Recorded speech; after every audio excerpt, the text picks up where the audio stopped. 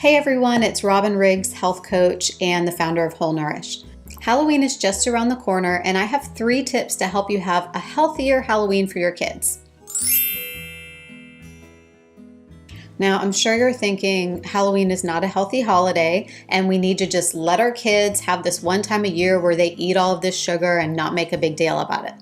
I hear you on that. The problem is that kids are eating way too much sugar every single day. It's no longer this thing where a couple times a year we have a special event and they're eating a lot of sugar. They're eating about 15 teaspoons of sugar every single day, up to 50 pounds a year, which is way more than their body was ever meant to eat. So we do need to try to reel it in a little bit, because that sugar and the artificial food dye that usually accompanies the sugar in that candy can really have some negative effects on their brain development and their bodies. So let's get started with the 3 tips on making Halloween a little bit healthier. Number 1 is consider doing some type of alternative to candy when you're giving out treats to the kids in the neighborhood. So for us, for the past 4 or 5 years, we've been giving out little tiny toys that we get at the dollar store or order on Amazon in bulk, and really the cost ends up being about the same. We do glow bracelets, glow necklaces, the glow glasses. We have these little bubbles from the dollar store, the vampire teeth, Halloween erasers and stickers and things like that. And the kids get enough candy from all the other houses that this does not bother them. We have yet to have our house egged. Hopefully that'll keep going. The kids are actually really excited to get some type of alternative and get the little glow bracelets that they can wear around while they're trick-or-treating. So consider giving something other than candy. I promise you they're still gonna get enough candy.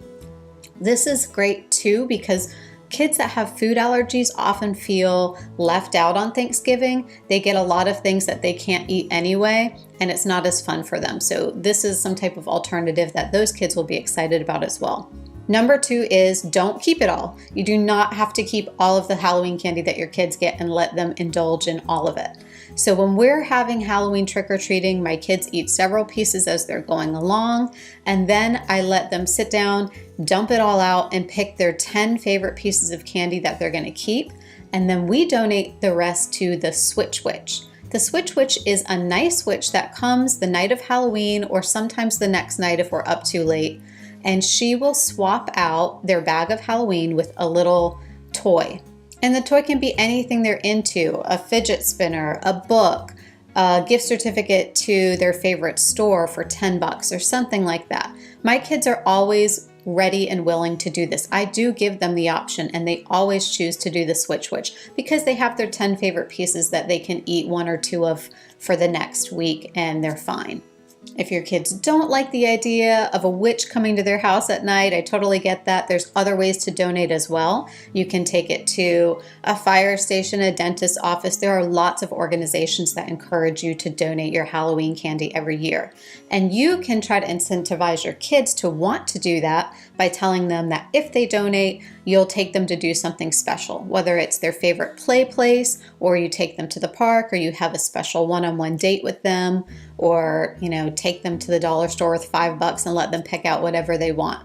My 3rd and final tip is to let the kids walk or run from house to house. If you don't have a safe neighborhood, consider bringing them to a different neighborhood that's more well lit and has sidewalks. But I see a lot of parents these days loading their kids up in the car and driving them from house to house. Unless you live out in the country where your houses are really far apart, it's great for your kids to do the walking or running that night because they're probably eating candy as they go along. Sugar creates energy in the body and it has less negative effect on our body if they can actually expel that energy as they're eating the sugar. So go ahead and let them run or walk from house to house if you have a safe place to do so. Another thing I'd like to mention is it's our job as parents to give our kids a food education, and part of that is helping kids identify how they feel after they eat certain foods. So probably on the day after Halloween, your kids are going to be feeling really crappy, and gosh, I feel bad for the teachers that day, but your kids are going to be extra tired, they're going to be extra grumpy, and usually those are because of the effects of the sugar hangover.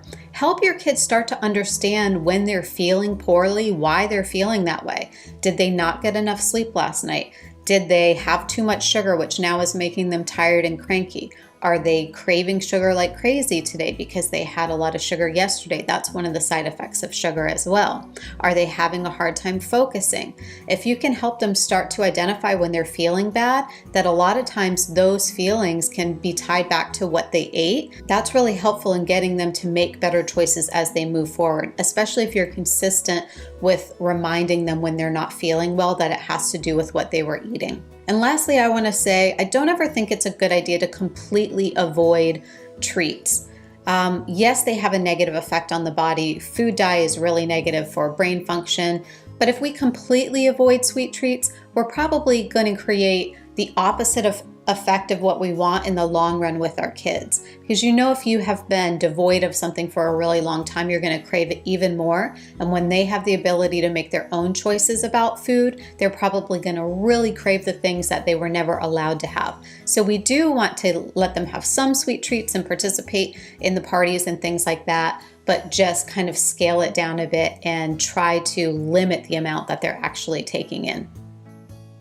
I hope everyone has a safe, happy, and healthy Halloween. Bye-bye. Oh, and if you found this helpful, please share and comment below. Let me know if you have any healthy habits or tips that you use on Halloween. See you next time. Bye-bye.